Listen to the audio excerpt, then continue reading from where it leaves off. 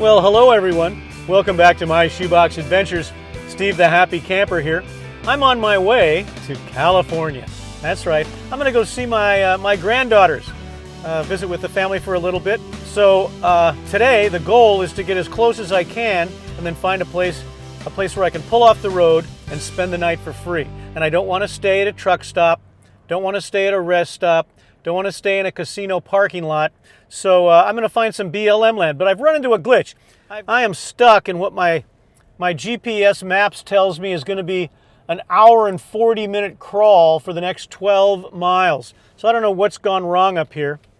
This is just par for the course, and this is what we have to deal with when we're on the road. I'm on my way to Blythe. I've just passed through Quartzsite. There's still a few people there. It's end of season. It's going to be 100 degrees next week, so people are bailed out. Everyone's heading north. I'll be doing the same thing, trying to find cooler temperatures. But I need to see my grandbabies before I do that. So anyway, between Blythe and Coachella Valley, between Blythe and Palm Springs, there's lots of BLM land along Highway 10. Also, Joshua Tree, the south entrance to Joshua Tree National Park is there, and you can boondock for 14 days just outside Joshua Tree if you want to do that. I'm gonna probably find something else, but I'll see. I'll bring you back. This is a boring and mundane situation. I'm sitting still, not moving at all, burning fuel, wasting time. This is so exciting. So my maps tells me that my California destination now is 9 to 10 hours away, and it's already almost 2:30 in the afternoon. So I'm just hoping to get through this mess, whatever it is. I could pull off right here, right now, and camp. There's BLM land on both sides of the freeway right here in Arizona. But I'd like to get a little bit closer because, again, I don't like to drive more than 5 hours a day. And even if there was no traffic right now, I'd be bare minimum, if everything went perfect, smooth sailing, bare minimum 6.5 hour drive from here. And I've already spent a few hours on the road. So it's probably road construction. I can't imagine why we're backed up for miles and miles and miles, and it's going to take an hour and 40 minutes to go 12 miles. But I'll let you know. All right, I'll be back. Let me suffer through this. Wanted to share that with you. The trials and tribulations. This is the rainbows and unicorns of being a nomad, right? This is this is fun stuff. All right, guys, let me suffer through this.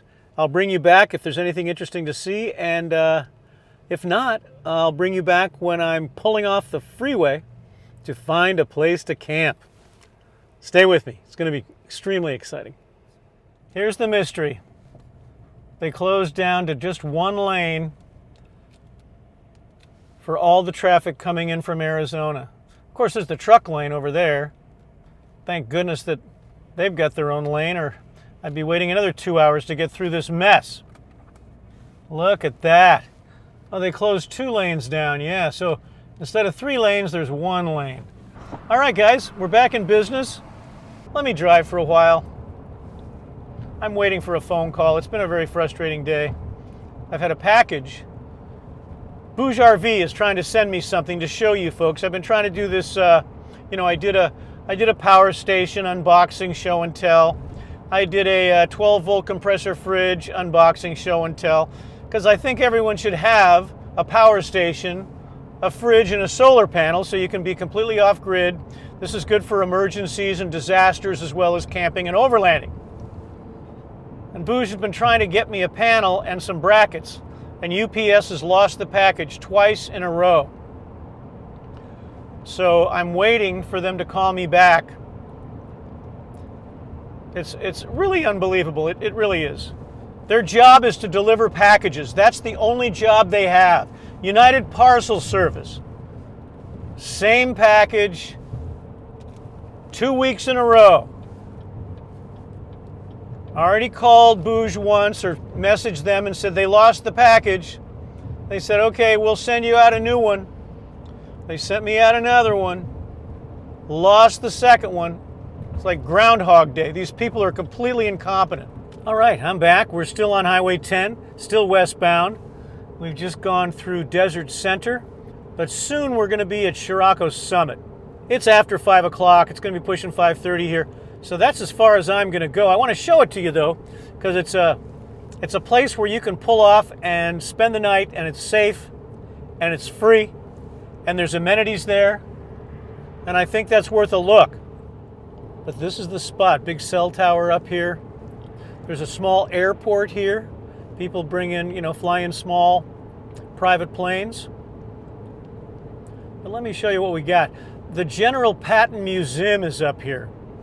If you've never heard of that, they built a museum in honor of General George Patton. He was training troops for desert warfare out here for World War II. It was very extensive. I'll show you what this looks like, so when you come, it'll be familiar.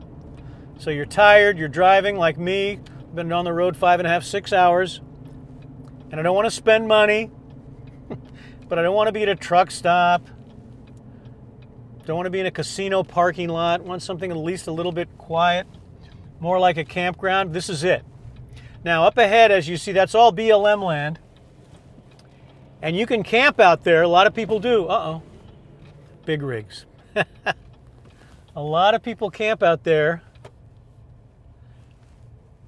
But I like this campground that's free. Now you'll see the museum. They've got all kinds of military vehicles. They have all kinds of Army tanks in here.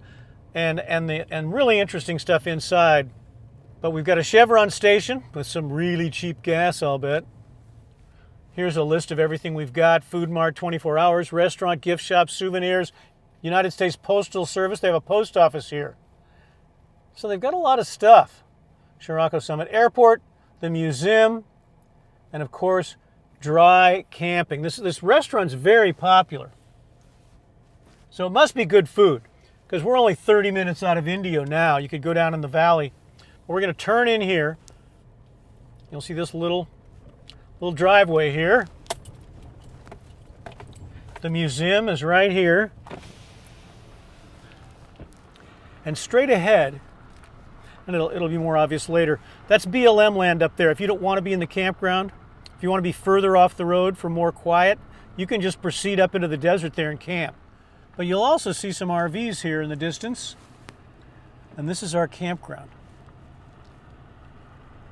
There's a camp host here, which is nice. Now, if you're only going to spend the night, you don't need to check in with the camp host. However, there's a 7-day limit, and again, this is free. If you're going to spend more than one night, they ask that you check in with the camp host. 5 miles an hour. Here are the rules. Let's go on in. Now the camp host has got this motorhome right here.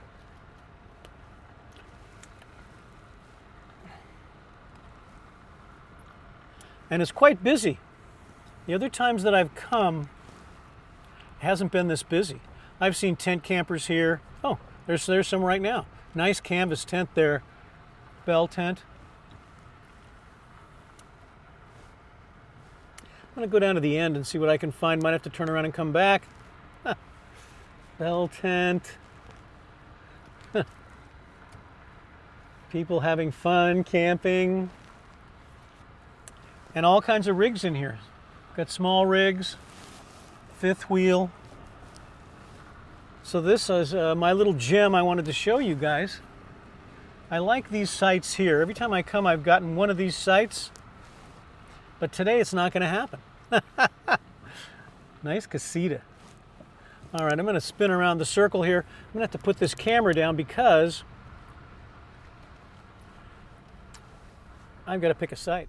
All right, well, I backed into a spot here and I'm debating whether to move because my next door neighbor is running his generator. I'm not a big generator hater. I have one, but I can already smell the fumes. So let me scope this out.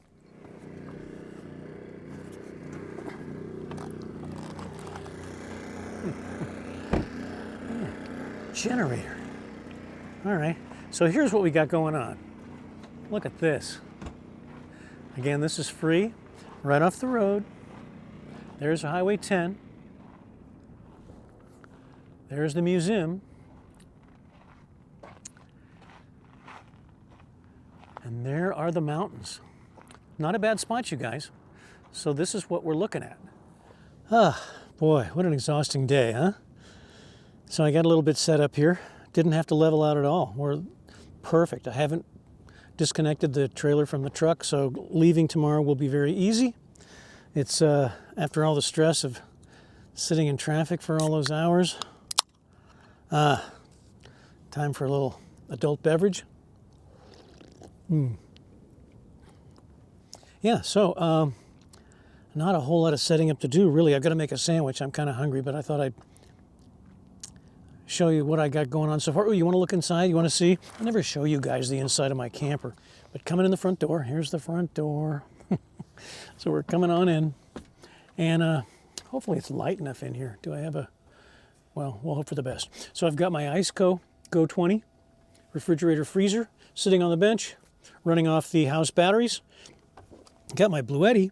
Things are kind of cramped in here, but it's good for me. My 180, I'm charging my laptop. Here's my massive seating area over here. Got a couple of extra bags here. I've got some water, drinking water down below. Another backpack because you can't have too many. I keep my extra jackets. Got a sweatshirt. Some of it I'll put back under here, storage underneath my cabinets. But I keep the jackets down there, and my feet are never cold because they're always under not only the blankets, but jackets. I got my Bluetti in the corner in case I want an electric blanket during the night. Then I can just push a button and I have heat. Don't think I'll need it tonight, but better to have it and not need it. A couple of blankets, neck pillow. I've got the little lanterns that I've told you guys about. They recharge from the sun. Now I'm not taking any power from my house batteries when I use these lanterns. But really, that's it. Actually, I've got a cabinet that's falling apart here. Uh-oh. Got to fix that. I bounced this poor trailer down these forest roads, and it really takes a beating. So there you go. Here's the TV I never use. Let's step into the kitchen, shall we? Got my sink. You know, my beauty items, my lotion, my soap, shave cream, dishwashing liquid, Dr. Bronner's peppermint soap.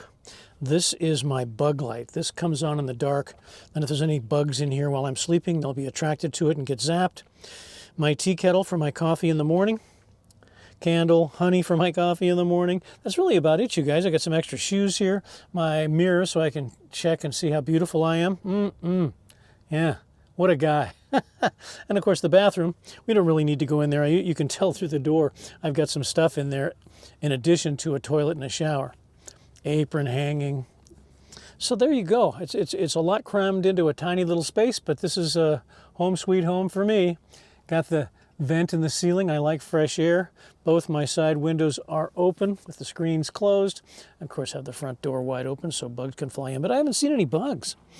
There's my camper. Oh, I just saw a bug. Probably bug went in before I closed the screen. So here is this Chiriaco Summit Campground. I really like this. This is a fun spot to stop when I'm going to and from California. And if you want to go visit Joshua Tree National Park, perfect place to come, camp for a few days. You can drop your trailer or whatever and drive over there, spend the day in the park. Because as a camp host here, I feel better about leaving stuff behind. Looking for a place to spend the night or a couple of days so you can explore Joshua Tree? File this away. Put this on your bucket list. Fun spot. I'll be back. I'm back from my time in California. Went over to see my son and my granddaughters. The oldest one, Mommy and the oldest one went off out of state to a family function, so it was just my son and the 3-year-old, Emily, and that was a whole lot of fun. We played with Play-Doh. She loves Play-Doh. Did some cartoon watching and even washed my son's camper together, which was a whole lot of fun. But now I'm back on the road, heading back to Arizona, and I'm again here at the Chiriaco Summit free dry camping area right off Highway 10. And my son knows that I'm trying to figure out a way to bring an e-bike with me on my camping adventures. So he thought he would fill the gap with something in the meantime, something smaller, lighter, much tinier footprint, but still electric fun to take on my camping trips. So I want to show you what he picked up for me. Stand by, this is going to be fun. All right, guys, I present my new electric scooter. That's right, my son got me an electric scooter. Isn't this cool? Look, it folds up, small footprint. It's heavy, but it's definitely transportable. And it's got front shocks, it's got rear shocks, and it just folds up. Let's see if I can figure out how to unfold it here. Like this. Oh boy, what a struggle. Up. Ta-da! Should we take it for a spin? See how it handles this this light gravelly road? I think this is going to be most convenient for people when they're at a campground, when you've got some pavement, when you've got a hard surface. So any paved surface or nicely compacted surface, this will work. If it was deep sand or real, you know, bad forest roads or BLM roads, this is probably not going to be the vehicle. But let's take it for a spin and see how it handles this, and I'll give you a demonstration of how much fun we can get out of this tiny package. Stand by. Let's mount a mount on the handlebars here so that I can take my camera along, shall we? Give you a bird's eye view of what I see when I'm driving my scooter. Grown men on scooters. How fun is that? So I've got my mount here, clamped on. What's the story here? Ooh, I've got a bell. That's nice. That'll warn everybody I'm coming, yeah. All right, so that's there. That's what the mount looks like. Let's put the camera on. Take a ride. How about that? Are we on? I hope so. All right, here we go. Going around the circle. We've got gravel. Hope I don't crash and burn here. Let's take it out. I don't want to go too fast. And I hope I've got image stabilization on this camera, because it's pretty bouncy here. Here you can get a look at the campground from a scooter point of view. Again, old people having fun. The best thing you can have at any age is fun. Here's our camp host over here. We'll roll through here. Oh, kind of rocky. Look at that. Camera didn't fly off the handlebars. Well, how fun is this? I think it claims to get about, I don't know, 21 miles or something. It depends on how fast you go and all of that stuff. And when you get into soft sand like that, yeah, so, oh, you can probably hear my drone drowning out my vocals. Let's see if we can beat this drone back. I have to get the hang of this. Ooh. I have to get the hang of this. Need a little practice, I do. But yeah, it's got a little speedometer built in. I can't read it in the bright sun, so I'm sure I'm doing, 100 miles an hour here. Uh-oh, rocks. But how fun is this? Thank you, Max. Great new addition to the My Shoebox Adventure toy box. Yeah, this is really going to be fun in the future. I don't know how much it cost. I'm sure there are multiple variations available if any of you old folks want to risk your lives and ride around on a scooter. Boy. Put the kickstand down. And hopefully I'm on the... Uh-oh. All right, guys. Thanks for that, for riding along with me. Let me reel in this little drone. Well, let's come over here. Oh, uh-oh, he's landing. There we go. The Hover X1. There is no substitute. All right. That was fun. We'll do it again. All right, everyone. I'm pulling out from the Chiriaco Summit dry camping area. Gonna explore, look around the desert a little bit here, and then be working my way slowly back to Arizona. Thanks for staying with me. Hope you liked this video. If you did, give me a thumbs up. Really helps my channel. If you didn't like this video, go ahead, give me a thumbs up. Really helps my channel. Until next time, thanks again. Get out in the sun, get some vitamin D, and God bless you guys. I'll see you on the next My Shoebox Adventures. Bye-bye now.